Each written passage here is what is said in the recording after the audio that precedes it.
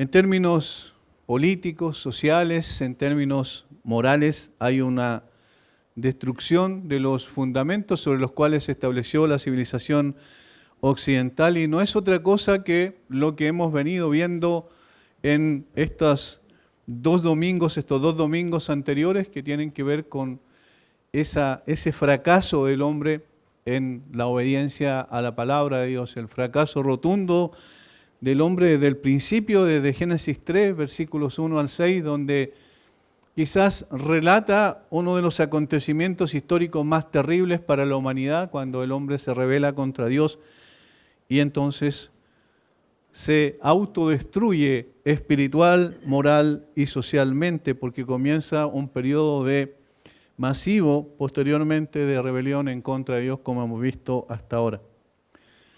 El desarrollo de la historia de la humanidad está marcado por lo ocurrido en esos 6 versículos de Génesis 3.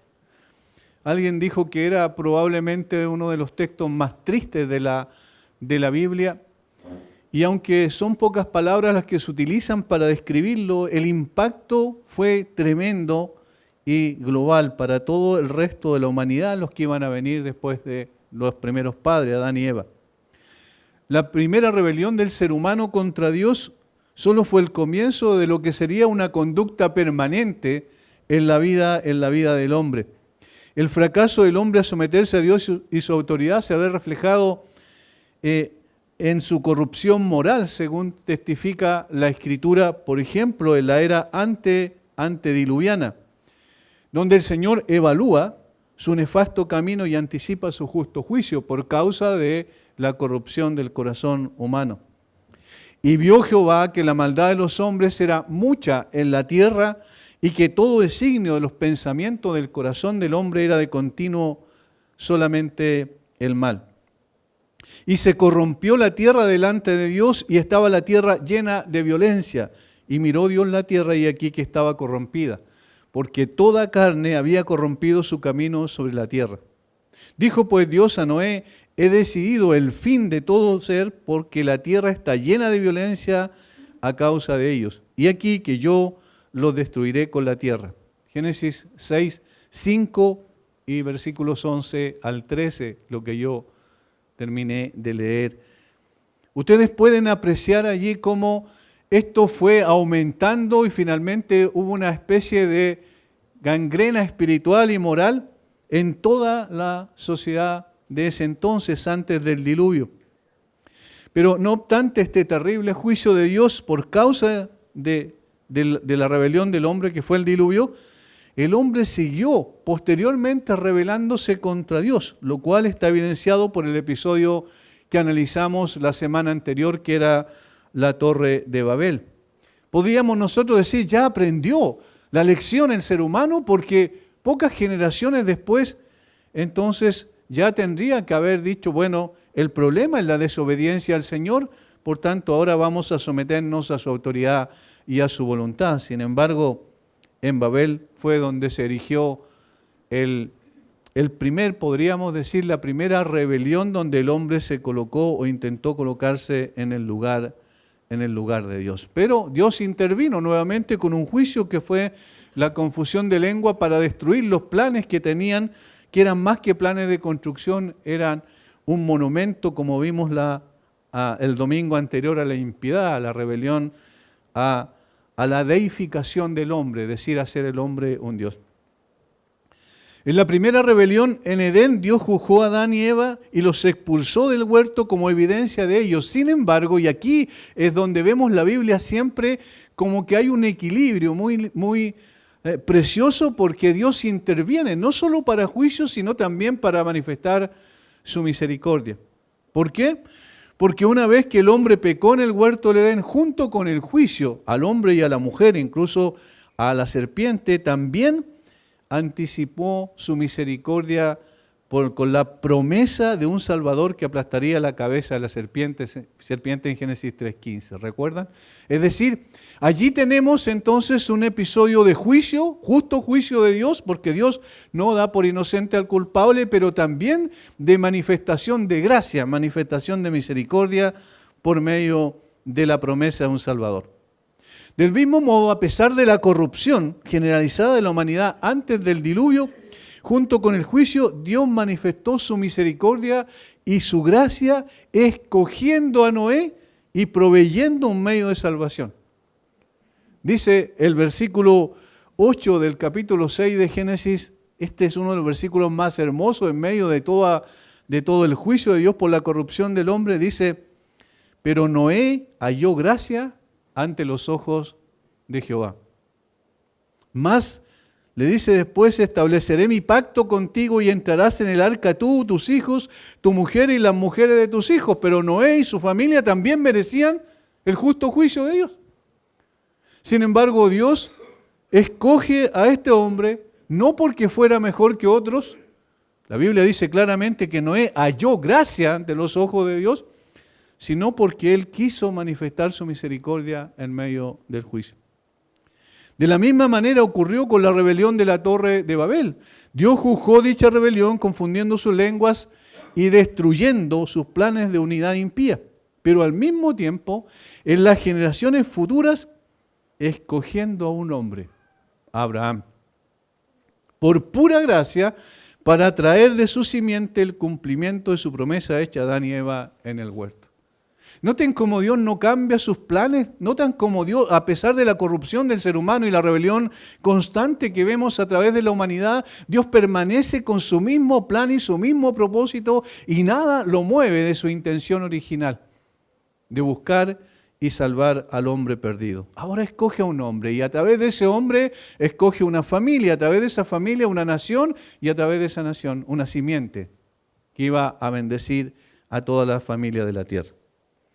El relato histórico de la relación de Dios con Abraham lo encontramos a partir de Génesis 12 y hasta el capítulo 25. Pero su explicación teológica en cuanto a la salvación la podemos ver en la carta de Pablo a los Romanos, capítulo 4, y en la carta del apóstol Pablo a los Gálatas, capítulo 3. Allí vemos la explicación teológica respecto a la salvación o a la justificación por la fe en Romanos y al hecho de que la fe era lo único que salvaba al hombre en Gálatas capítulo 3 y no era la ley, sino sobre la base de la promesa.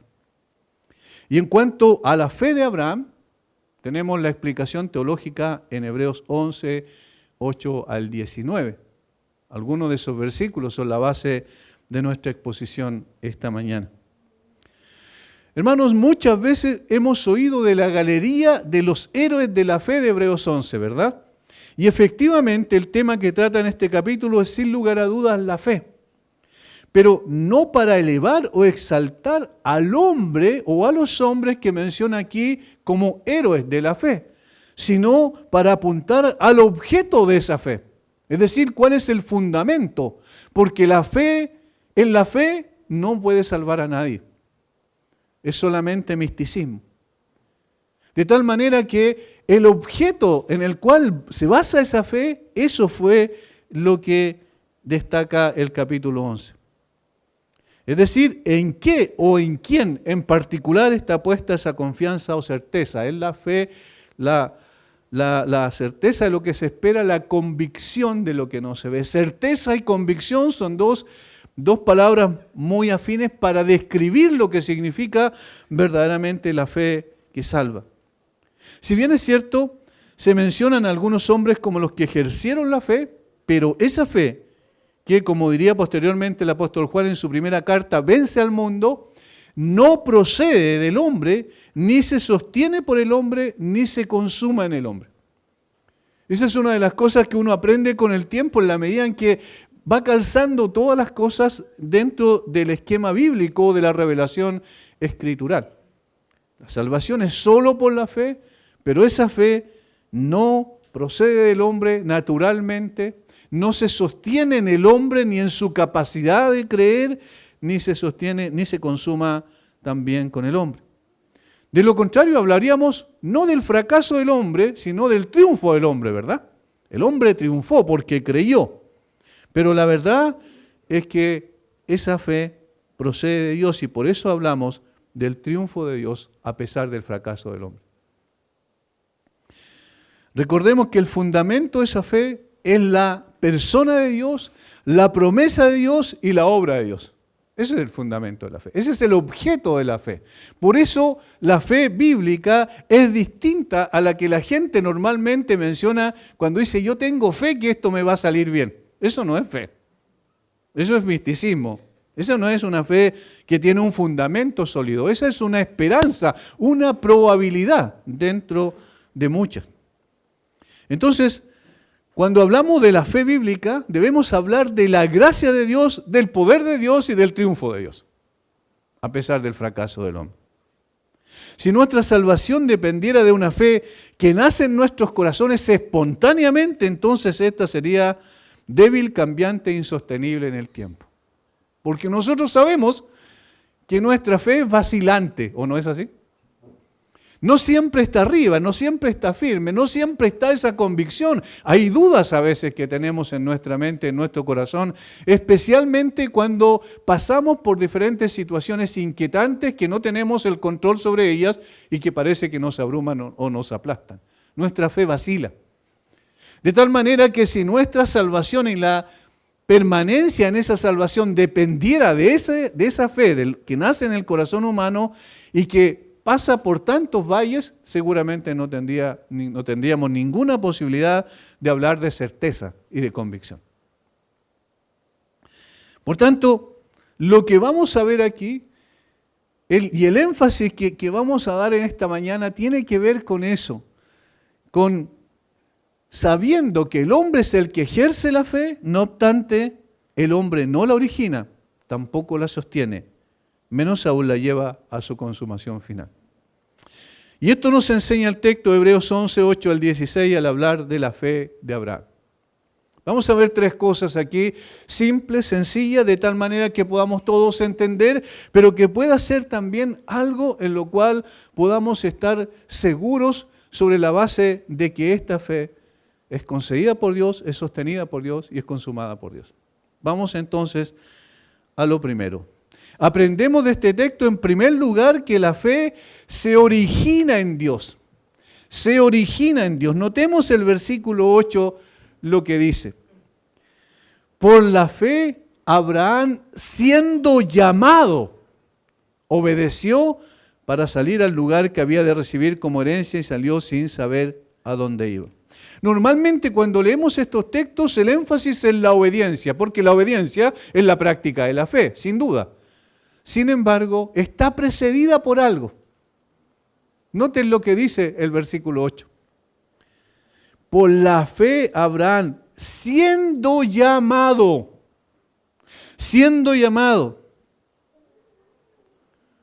Luego más adelante dice, por la fe habitó como extranjero en la tierra prometida, como en tierra ajena, morando en tiendas con Isaac y Jacob, coherederos de la misma promesa.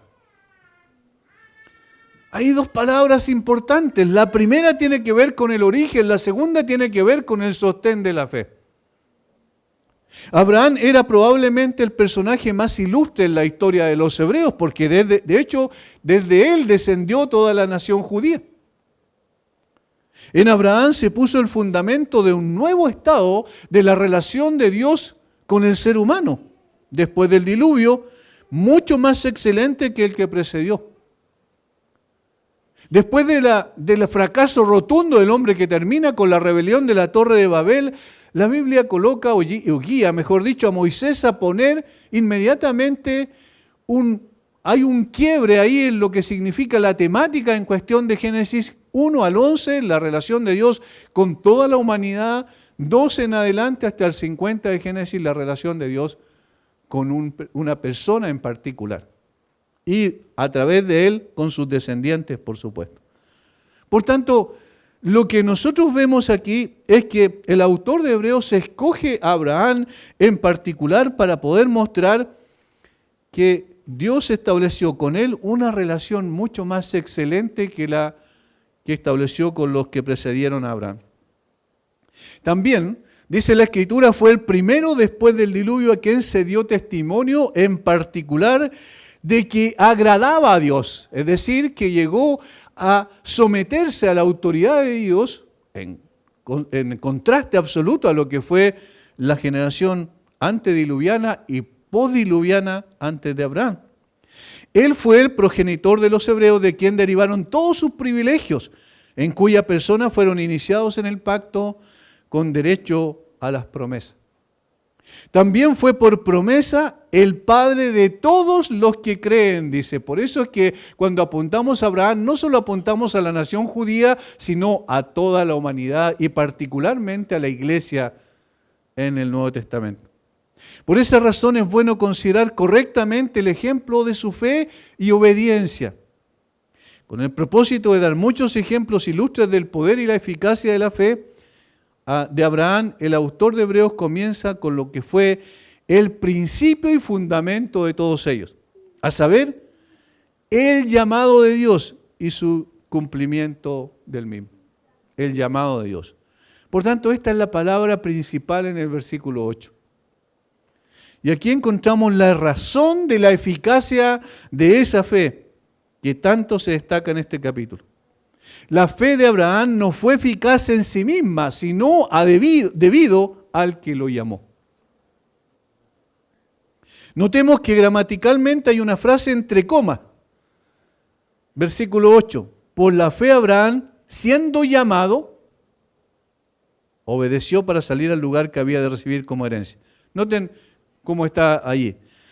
Por la fe Abraham, esa es la primera frase, luego dice, siendo llamado, coma, coma. ¿Se dan cuenta? Hay una frase entre comas, normalmente en términos gramaticales esto explica la razón de lo primero. Es decir, ¿por qué Abraham tuvo fe? Porque fue llamado por Dios. ¿Entienden? Ese es el punto. Siendo llamado, este es el origen de la fe. Por la fe Abraham, este es el ejercicio de la fe. El relato histórico dice, Jehová dijo a Abraham, vete de tu tierra y de tu parentela.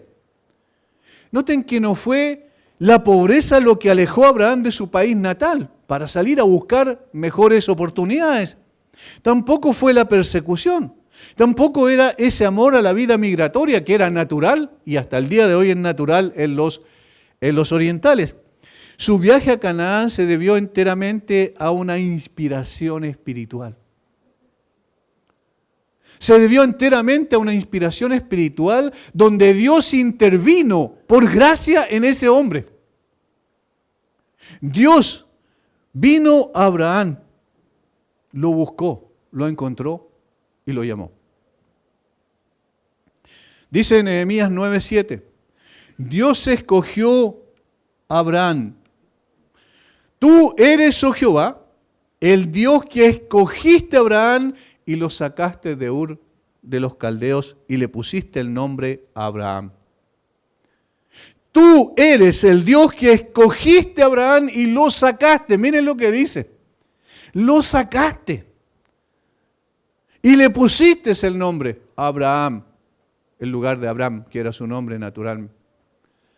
¿Notan lo que está diciendo allí? Dios intervino. Sin intervención de Dios no existe la fe. Por eso decimos que la fe no se origina en el hombre, no es algo que brota espontáneamente del corazón nuestro cuando escuchamos la palabra. No, la fe viene de Dios. Es concedida por Dios cuando Dios nos llama. En el mismo llamamiento viene también la posibilidad de ejercer esa fe.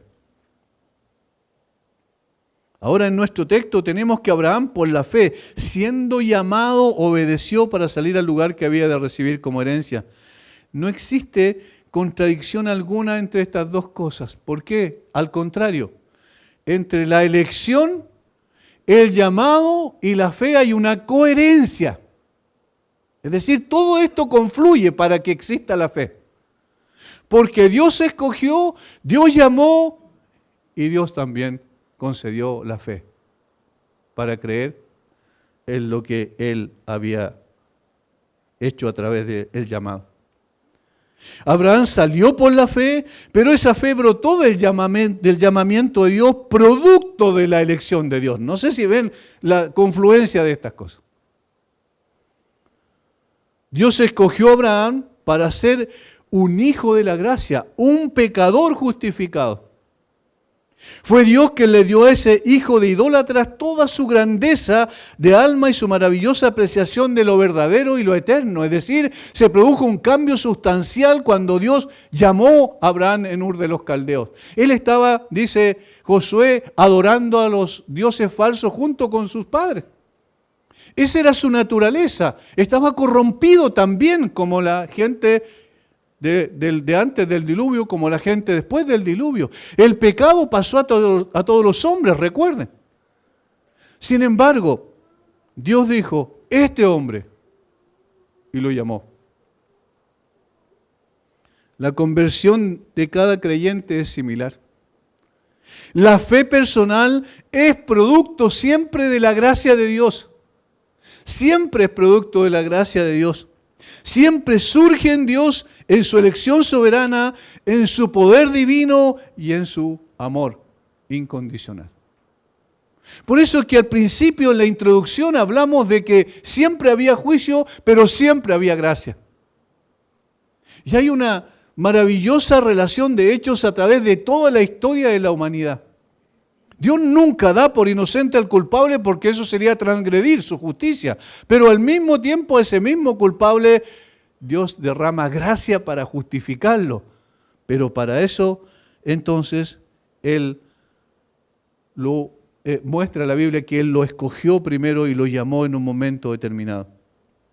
Esto es consistente con lo que dice Pablo a los Efesios. Recuerdan un texto tan conocido y que repetimos de memoria muchas veces porque por gracia sois salvos por medio de la fe. Y esto no de vosotros.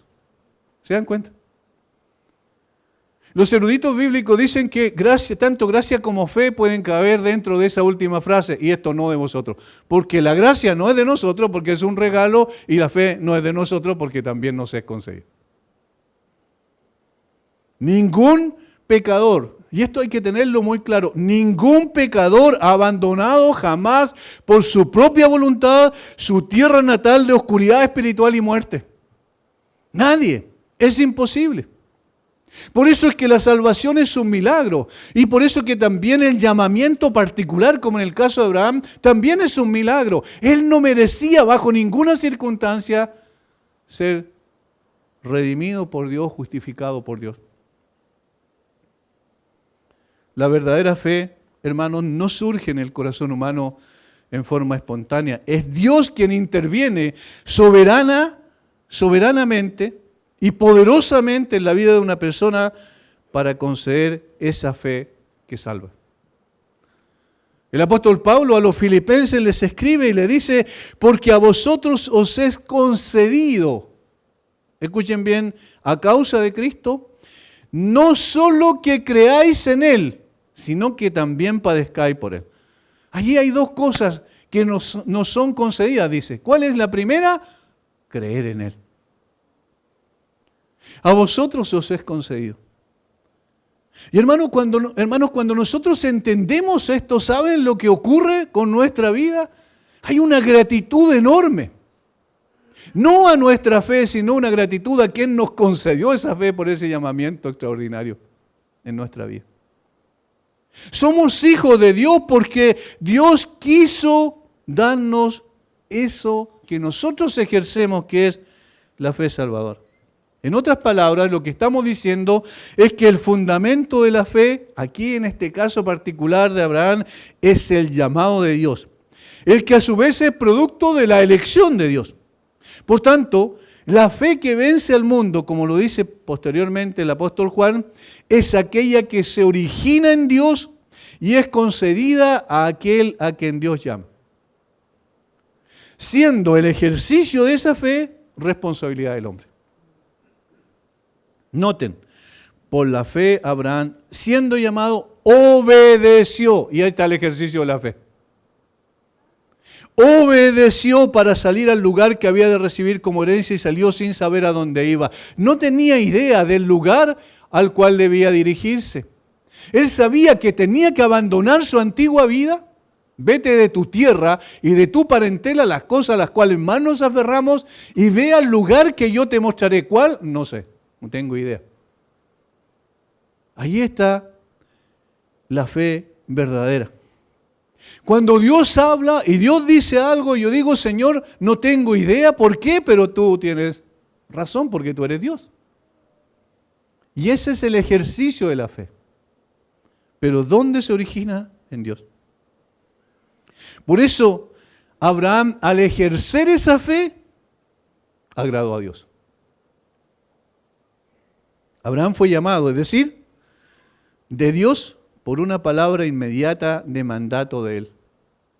No lo hizo sin una orden, no abandonó todas sus satisfacciones presentes, no se puso en innumerables riesgos para el futuro simplemente por su propia voluntad. No es algo que se le ocurrió a Abraham y decir, bueno, voy a ir y voy a tomar este camino, voy a emprender este viaje. No, en absoluto. Él fue por el llamado imperativo de Dios. Abraham, vete de tu tierra y de tu parentela. Hermanos, aquí nosotros podemos entender mejor la gracia de Dios. Podemos apreciar mejor la gracia de Dios al concedernos esa fe extraordinaria. Si Abraham no hubiera tenido o no hubiese tenido un llamado divino, no habría habido fundamento para la fe. Donde no hay llamado de Dios, no puede haber fe o confianza en Dios. Ahora, ¿cómo se hace el llamado en el día de hoy? ¿Cuál es el llamado? El Evangelio. El Evangelio es el instrumento que Dios utiliza para llamar a la gente a la fe. Y cuando Dios despierta un corazón, como dice 2 Corintios capítulo 4, versículo 6, cuando interviene en ese corazón, entonces resplandece la luz de la verdad y esa persona es sacada de las tinieblas a la luz admirable de Jesucristo. Y él comienza a creer, comienza a confiar, comienza a tener certeza donde antes había solo incertezas, y esta es la fe que describe la Biblia. La fe de Abraham fue fruto de la revelación divina. Fue Dios quien tomó la iniciativa y lo llamó de tal manera que su vida en lo sucesivo dependería de ese llamado y esa promesa que Dios le concedió. Y esto es muy importante entender. ¿Qué es lo que Dios le dijo a Abraham en el principio cuando lo llamó? Eso fue lo que posteriormente sustentaría su fe en medio de circunstancias adversas, en medio de falta de ver la promesa cumplida literalmente, como dice el versículo 13. Conforme a la fe murieron todos estos sin haber recibido lo prometido. Físicamente no recibieron lo prometido. Sin embargo, se mantuvieron creyendo. ¿Por qué? Porque todo se originaba en Dios y Dios no iba a cambiar. Como hemos visto, Dios no cambia su plan original y así también no cambia cuando llama a alguien a sus pies al arrepentimiento verdadero y desde allí comienza un proceso de transformación y cambio hasta el día de Jesucristo. Y esto nos lleva al segundo apartado.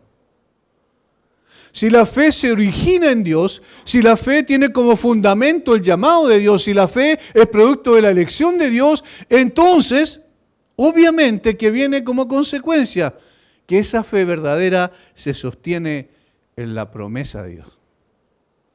Esa fe verdadera se sostiene en la promesa de Dios. Sigamos leyendo, por favor, versículo 9. Por la fe habitó como extranjero en la tierra prometida, como en tierra ajena, morando en tiendas con Isaac y Jacob, su hijo y su nieto, coherederos de la misma promesa. Versículo 11. Por la fe también la misma Sara, siendo estéril, recibió fuerza para concebir y dio a luz aún fuera del tiempo de la edad, porque creyó que era fiel quien lo había prometido. ¿Lo nota? ¿Dónde se sostiene la fe? ¿En las emociones de Sara? No, porque obviamente, de hecho, ella dudó y se rió sarcásticamente cuando escuchó que el ángel le decía a Abraham que de Sara iba a tener un hijo.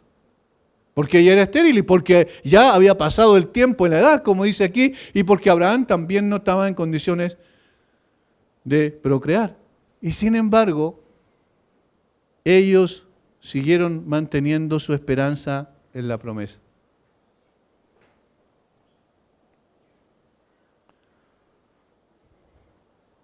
Esto es consistente con lo enseñado por Pablo a los romanos en el capítulo 4. Vamos a Romanos capítulo 4, por favor.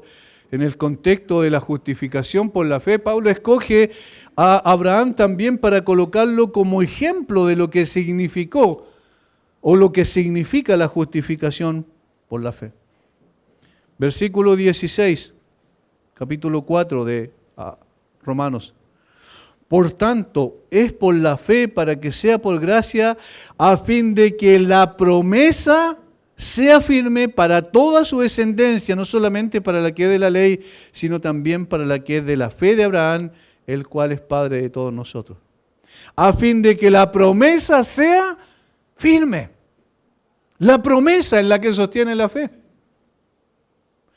No las circunstancias cambiantes de nuestro entorno, no las situaciones que nosotros tenemos que enfrentar, no nuestras emociones. Lo que sostiene la fe es la promesa. Versículo 18. Él creyó, Abraham, en esperanza contra esperanza para llegar a ser padre de mucha gente, ¿conforme a qué? A lo que se le había dicho. A lo que se le había dicho, ¿quién? Dios, por supuesto. Versículo 20. Tampoco dudó por incredulidad de la promesa de Dios. De la promesa de Dios, sino que se fortaleció en fe, dando gloria a Dios. Versículo 21. Plenamente convencido de que era también poderoso. ¿Quién? Él. No, Dios, ¿verdad? Para hacer todo lo que había prometido. La promesa, lo que Dios le dijo a Abraham, vete de tu tierra y de tu parentela, pero le hizo una promesa, y esa promesa fue la que sostuvo la fe de Abraham a través del tiempo. Y en el caso de Sara, que se menciona también en este contexto de Hebreos, su fe se sostenía en la fidelidad de Dios que se hacía palpable por medio de la promesa. ¿Cómo sabemos que Dios es fiel? Porque Dios promete y Dios cumple. Ahí nos damos cuenta que Dios es fiel. Y eso fue lo que pasó con Sara. De allí que el conocimiento del Dios verdadero por medio de su palabra sea el sustento de la fe verdadera. Hermanos, ¿cómo seguimos creyendo? A pesar de que lo que miramos hacia afuera y lo que vemos a través de las noticias todos los días es deprimente. ¿Cómo seguimos teniendo esperanza? ¿Cómo seguimos teniendo certezas en un mundo de incerteza? Porque Dios lo dice. Es su palabra. La palabra verdadera es la que alimenta la fe y por eso nos reunimos como iglesia. Por eso nos juntamos y hacemos estudios bíblicos. Por eso tenemos devocionales cada mañana. Por eso cada uno de ustedes es responsable y cada uno de nosotros es responsable de acudir a la Biblia una y otra vez porque la Biblia es la que sustenta la fe. Hermanos, si todo dependiera de las circunstancias, y todo dependiera de nuestras emociones, si todo dependiera de nuestros cambiantes pensamientos, entonces no tendríamos ninguna esperanza. Ninguna. Por lo tanto, desde el momento en que el Señor nos llamó a salvación y todo el proceso que va a llegar hasta el momento en que estemos en la presencia del Señor, todo el presente en el que estemos en esta tierra, la fe es sostenida por la promesa de Dios. No son nuestras experiencias que validan la verdadera fe, sino la promesa de un Dios que es fiel y que siempre cumplirá con lo que ha prometido. Siempre. No es que depende de mí. No depende de mí. Dios siempre cumplirá. Dios le dijo a Israel y a Abraham, ¿cierto? Le prometió una nación. Le prometió en una nación entonces un pueblo, le prometió una tierra y le prometió también una ley. Y cumplió perfectamente con eso. Y en el libro de Josué dice que Josué vio que Dios había cumplido cada palabra que había dicho. ¿Pero por qué? ¿Porque fue fiel Israel? No, porque Él es fiel. De la misma manera entonces a nosotros, hermanos, luchamos con tantas cosas, todos sabemos todas las cosas con las cuales luchamos cada día. Sin embargo, Dios es fiel. Eso es lo que sostiene nuestra confianza en Él. El Señor se reveló a Abraham como el único Dios vivo y verdadero en un lugar de adoración de ídolos muertos, en Ur de los Caldeos. Y al llamarlo a emigrar a Canaán, le hizo una magnífica promesa. Y aquí está la base de su fe. Aquí está el fundamento que sostiene la fe. Haré de ti una nación grande. Y te bendeciré. Y engrandeceré tu nombre y serás bendición. Bendeciré a los que te bendijeren y a los que te maldijeren maldeciré. Y serán benditas en ti todas las familias de la tierra. Génesis 12, 2 y 3. Esta promesa, lo que Dios le dijo al principio de Abraham, fue el sustento de su fe y lo sostuvo en los momentos más difíciles de su vida. Y lo sostuvo también en sus tropiezos. ¿Entienden? Cuando él le dijo a Sara que no dijera que era su esposa para resguardar su vida en 2 ocasiones, Abraham tropezó.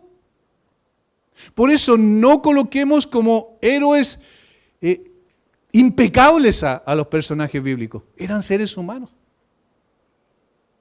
Recuerden, Abraham cuando Dios le dijo que le reiteró la promesa, Abraham dijo, bueno, pero ¿quién será mi descendiente? Pensó que a través del mayordomo, que era su esclavo, Eliezer, entonces iba a tener descendencia y ahí se iba a cumplir la promesa de Dios.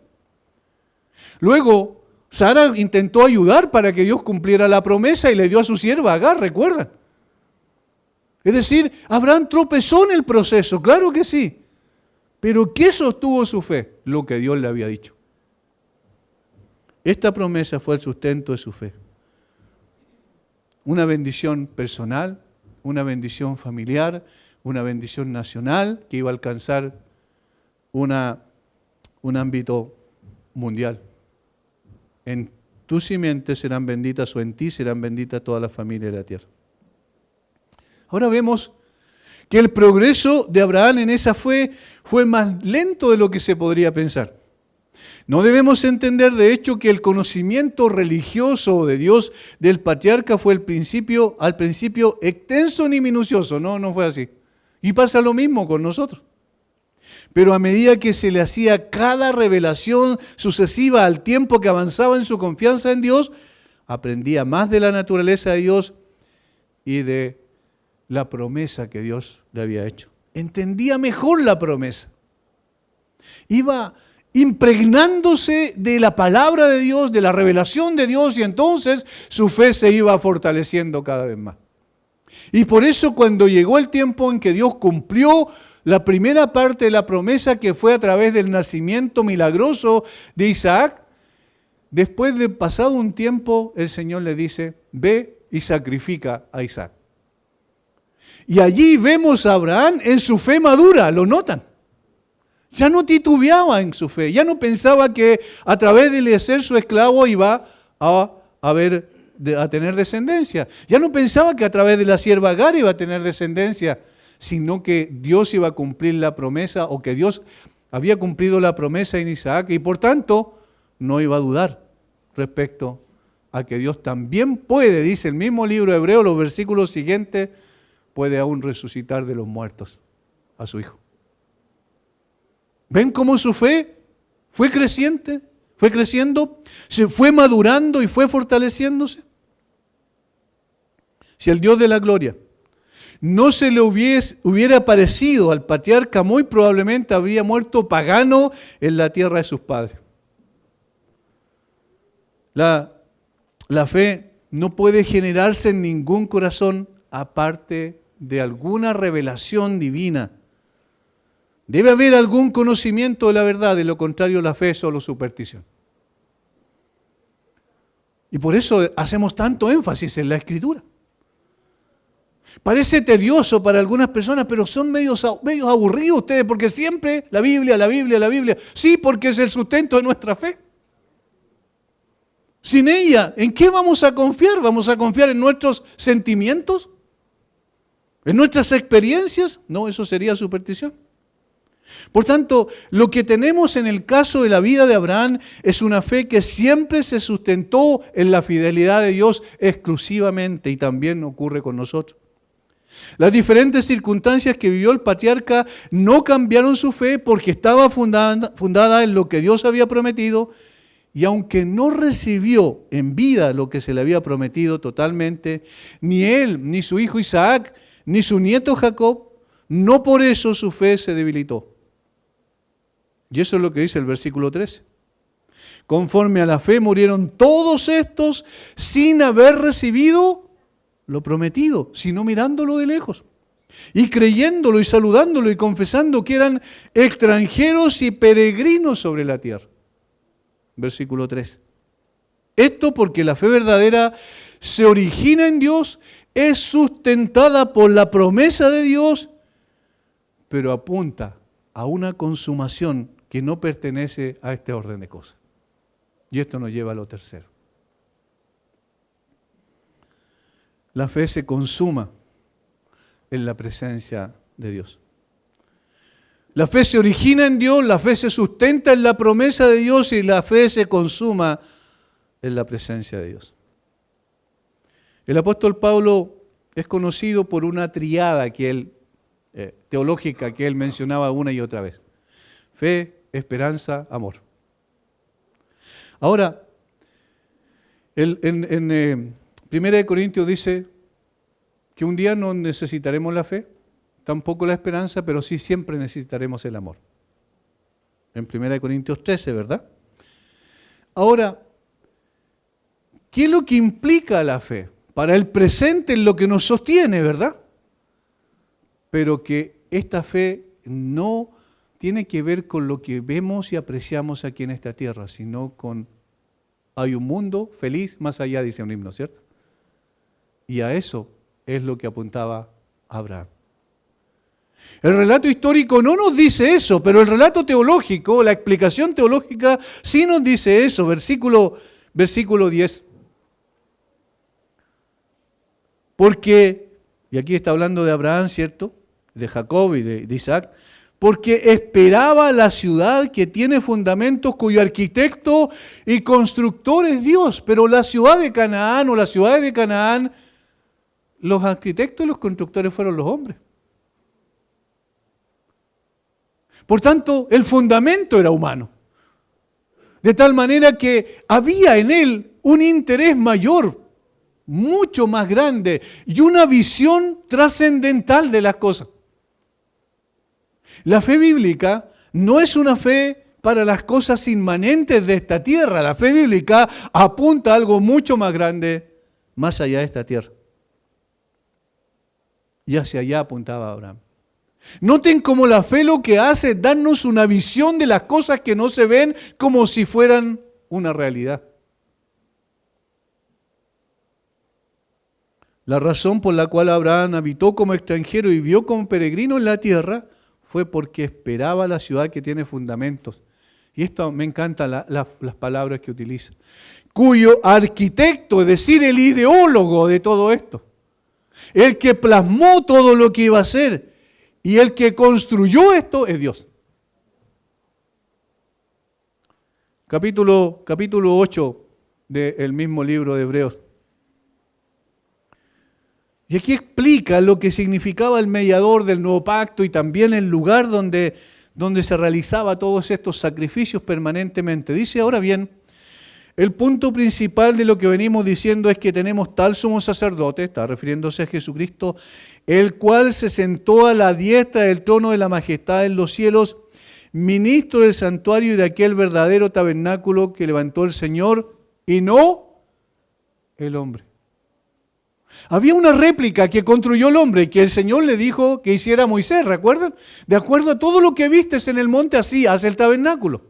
Las partes del santuario y todo esto para que Dios habitara en medio de su pueblo. Y el versículo 2 dice que el Señor es ministro del santuario y de aquel verdadero tabernáculo que levantó el Señor y no el hombre. Y Abraham tenía esa esperanza. Hay una patria, hay un lugar distinto al lugar de esta tierra. Luego dice, porque los que esto dicen claramente dan a entender, versículo 14, que buscan una patria. Pues si hubiesen estado pensando en aquella de donde salieron, ciertamente tenían tiempo de volver. Podrían volver a cruzar el río Éufrates y entonces volver a Ur de los Caldeos, allí más o menos geográficamente donde está el Golfo Pérsico. O sea, podía volver a su patria. Deja a tu patria, ¿cierto? Y a tu parentela y ve al lugar que te mostraré.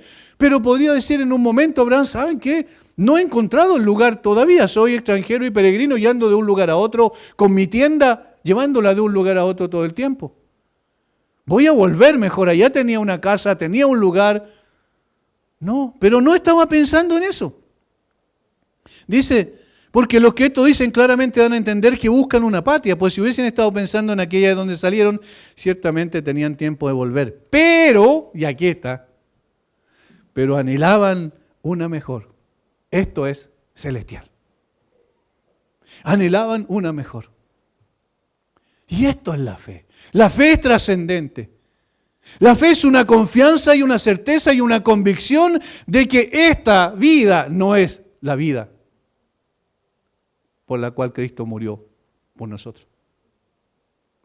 Es para legarnos una herencia incorruptible, inmarcesible en los cielos, reservada en los cielos para nosotros. Hermanos, de lo contrario, entonces este sería un mensaje como cualquier mensaje motivacional de esta tierra. Entonces los predicadores seríamos motivadores en lugar de expositores de la verdad. No, aquí está diciendo que la fe produce en la mente y el corazón de estas personas un concepto de trascendencia. ¿De dónde viene eso? Obviamente de Dios. Continúa diciendo, por lo cual Dios no se avergüenza de llamarse Dios de ellos, porque le ha preparado una ciudad. Le ha preparado una ciudad. Es maravilloso tener esta interpretación que el autor de Hebreos, inspirado por el Espíritu Santo, hace de los pensamientos más profundos que estaban en el corazón del patriarca. La fe y la esperanza se funden en una sola expresión. Esperaba la ciudad que tiene fundamento, cuyo arquitecto y constructor es Dios. Esperaba. ¿No es maravilloso esto? ¿No es maravilloso? Si pensáramos en el hecho de que vivimos en esta tierra y que vamos camino a la tumba, porque eso es una realidad, cada día que pase estamos más cerca de la tumba, y que eso sería el fin de todo, entonces no tendría sentido. No tendría ningún sentido y viviríamos como los demás ambicionando éxitos pasajeros y circunstanciales, acumulando un montón de cosas para tener un mejor confort en esta tierra. ¿Y qué pasaría con las personas que sufren toda la vida? No tendríamos ninguna esperanza. No fuimos hechos para este lugar, fuimos hechos para trascender este lugar. Noten lo que dice el versículo 13. Conforme a la fe murieron todos estos sin haber recibido lo prometido, sino mirándolo de lejos y creyéndolo y saludándolo y confesando que eran extranjeros, y la palabra literalmente es extraños, expatriados. Es decir, no están en su patria. Es precioso lo que tenemos en la oración sumo sacerdotal del Señor Jesucristo en Juan 17. Yo me pregunté cuando veía este texto y decía, ¿por qué? ¿Dónde está la base y el fundamento de que no pertenecemos a este lugar en el cual estamos circunstancialmente como la tierra? ¿Y saben cuál es el fundamento? Nuestra fusión, nuestra unidad, nuestra fe en el Señor Jesucristo. Capítulo 17 de Juan. Versículo 9 en adelante. Yo ruego por ellos, no ruego por el mundo. Miren la diferencia que hace. Sino por los que me diste, porque tuyos son. Y todo lo mío es tuyo y lo tuyo mío, y he sido glorificado en ellos. Y ya no estoy en el mundo, mas estos están en el mundo. Y yo voy a ti, Padre Santo, a los que me has dado, guárdalos en tu nombre para que sean uno así como nosotros, para que sean uno. Cuando estaba con ellos en el mundo, yo los guardaba en tu nombre. A los que me diste, yo los guardé y ninguno de ellos se perdió, sino el hijo de perdición, para que la escritura se cumpliese. Pero ahora voy a ti y hablo esto en el mundo para que tengan mi gozo cumplido en sí mismo. Yo les he dado tu palabra. Y el mundo los aborreció porque no son del mundo. Y aquí está, como tampoco yo soy del mundo. ¿Por qué no pertenecemos a este orden circunstancial? Y aquí terminamos, y aquí nacemos, y aquí morimos, y aquí se acaba todo. ¿Por qué no? Porque estamos en Cristo. Y Cristo no es de este mundo. Sino que hay un reino celestial glorioso que trasciende este mundo. Esto es lo que dice allí. Ellos no son del mundo, porque yo no soy del mundo. Y si ellos son míos y están en mí, entonces ellos tampoco pertenecen a este sistema. Qué maravilla esto. No es una herencia terrenal que buscaba Abraham, sino una celestial. Su fe le llevaba a interpretar la promesa no como algo inmanente, sino como algo trascendente. Su fe no se debilitó porque no vio hecha realidad esta promesa en la tierra, porque su mirada estaba en otra ciudad, en otro lugar y en otra patria. Hermanos, ¿cuántas veces la fe de uno se debilita porque no ve cumplidas ciertas expectativas en esta tierra? ¿No es verdad? De hecho, decía a los hermanos el otro día en la oración, nosotros oramos para que ahora el Señor nos responda a ciertas cosas, pero muchas veces el Señor nos dice, no voy a responder a eso de la forma en que tú así lo estás pidiendo. ¿Por qué? Porque tu mirada debe estar puesta en otro lugar. Una vida que se fusionará en una bendita inmortalidad. Eso es lo que nos espera. Abraham añoraba una patria, pero no la tierra de sus antepasados terrenales. Podría haber vuelto a cruzar el Éufrates. El lugar que aprendió a desear con creciente anhelo era la morada de su Padre en el cielo. Ahí está nuestra confianza. Cuán grande es el interés personal que el creyente tiene en el cielo. Eso debe ser mucho más de lo que tiene en las cosas de esta tierra. Por eso el Señor dijo también en el contexto del Sermón del Monte, dijo que no hagamos tesoros en la tierra donde los ladrones minan y hurtan. Haced tesoros en el cielo. Obviamente estaba apuntando a que nosotros nos preparemos para esa vida, en lugar de aferrarnos tanto a las cosas de esta tierra. Hermanos, la fe verdadera no solo es aquella que tenemos en el presente, producto de la promesa de Dios que tenemos en su palabra, sino que es la esperanza de que un día se consumará, no en esta tierra, donde todo es volátil y pasajero, sino en la gloria eterna. Esta fe que se origina en Dios, que se sustenta en el presente, en la promesa de Dios, apunta a un futuro eterno. El creyente no debe esperar gozar y deleitarse en un mundo pasajero guardado, dice la Biblia, para ser destruido. Segunda de Pedro, capítulo 3. Sino su mirada tiene perspectiva eterna, porque la promesa no es para esta vida, sino para otro reino, en otra ciudad que trasciende el tiempo y el espacio, en cuyo arquitecto y constructor es Dios. Hacia allá vamos, hacia allá apuntamos. Entonces, ya la reflexión no es cada día que pase estoy más cerca de la muerte, cada día que pase estoy más cerca del cielo. ¿Ven la diferencia? Vivimos con esperanza y morimos con certeza de que no vamos a quedar aquí en la tierra. Somos expatriados en esta tierra. Hay una última reflexión respecto a eso. ¿Por qué vivimos como si fuera nuestra patria para siempre? Yo sé estos conceptos, ahora es fácil poder leer ahí y decir, soy peregrino aquí, mi hogar lejano está, ¿cierto? Y cantar ese himno. Pero vivir así es más difícil, ¿o no? Estamos absorbidos por los sentidos, por lo sensual, por lo que podemos tocar, lo que podemos ver. Y entonces pensamos, esta es la vida. No, esta no es la vida. La vida verdadera está con el Señor. La fe se consuma en la presencia del Señor. Un día iremos a nuestra verdadera patria. Esa es la fe que nos lleva a anhelar fervientemente ese momento. Todo esto no porque nuestra fe nos lleve, sino por la gracia de Dios que nos escogió y nos dio el privilegio de creer y ver las cosas que no se ven como realidades eternas. No nacimos en esta tierra para vivir para siempre. Nuestra patria no es esta, sino en los cielos. Y entonces, en conclusión, si esa es la verdad, porque así lo establece la Escritura, si la fe se origina en Dios, si la fe se sustenta en la promesa de Dios, y si la fe será consumada en la presencia de Dios, entonces vivimos en esta tierra como personas que estamos simplemente de paso. Y nuestros anhelos principales serán glorificar, adorar y honrar a aquel que nos concedió el privilegio de creer y que nos dio la certeza de que hay un mundo feliz más allá. Padre, muchas gracias por tu palabra, muchas gracias porque